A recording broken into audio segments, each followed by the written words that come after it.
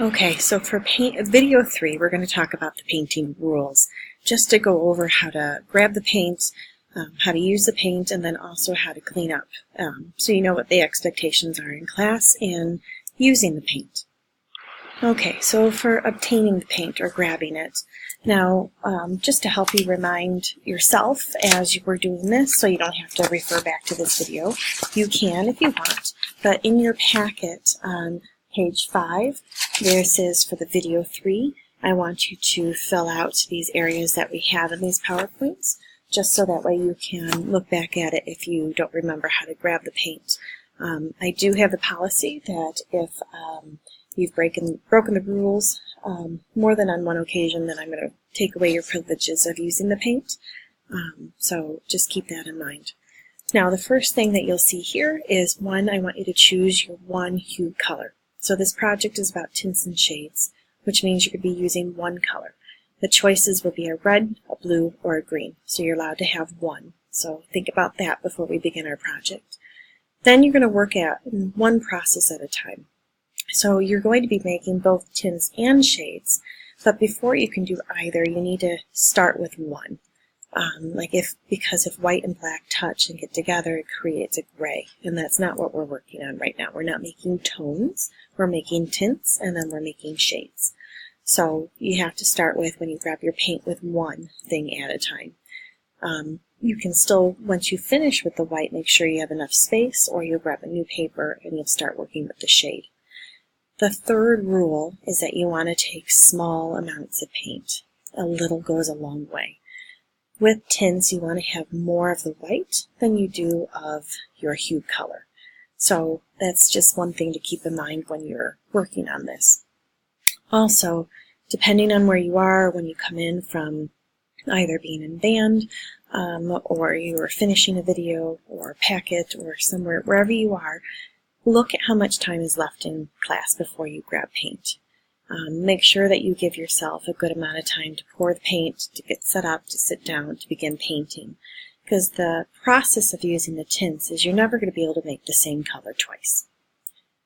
So if you start and you have this really pretty light color and you run out of time, you're not going to be able to get back to that lightest color, and you're going to see that transition. It's going to be really stark and bold, and you don't really want to see that when you're doing shades and tints. So make sure that you have enough time to do that whole section that you will be doing for the tint, and then you'll be able to clean up. And same thing with the shade, that you have just enough time.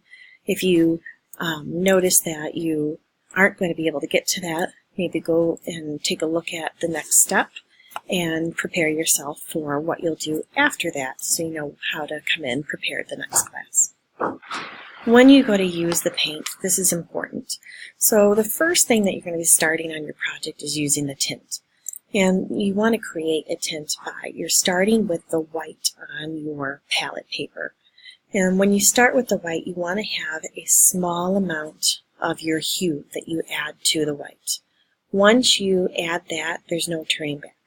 So if you add way too much blue to your white, you're going to get this immediately medium blue.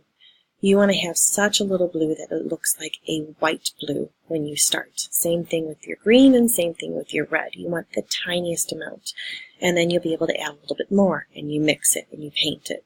So the goal is that for both tints and shades, you're learning to grab small amounts of paint to be able to get those different levels of those colors. With the shade, you're going to be adding black to your hue color. So it's the opposite. It's always you're adding the darkest color to the lighter color. You don't start with the darker color and add, like you wouldn't start with blue and add the white, because it's going to take a lot more white to get down to where you want to be, versus starting with the white for the tint and adding the tiny little bit of your hue color.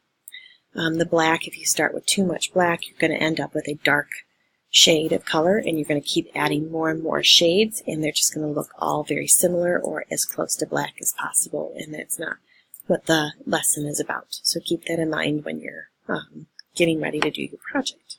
Alright, so for cleanup, brushes. Make sure that you're not bumping into anybody at the sink. You have a nice line. If it's busy there, what you need to do is take your brush to the sink and you have it in your cup. That way we don't have water or paint dripping anywhere, and you're not going to bump into anybody. So you want to run your brush underneath the warm water. You can use your fingers too if you got any paint on your fingers. Now is the opportunity to be able to rinse that off, and then put the hair, hair side up inside that cup where all the brushes go. Cups, you want to make sure that you rinse them completely out. Tempera paint covers everything. You want to give somebody the opportunity to come into class and start with a nice, good color. If they're doing red and you had green in there previously and it's not clean, they're not going to get the colors that they're looking for when they're trying to rinse their brushes. Leftover paint. You want to throw out that paint palette. So usually what you'll do is you'll fold it up, and then you're going to take it off the clipboard and you will walk it to the garbage can underneath the paper towels, and you'll throw that out in there. Just make sure that when you're walking, you're cautious of who's in the room so you don't bump into anybody with the paint. As always, if you see a mess, try to help clean it up. Be a leader that way.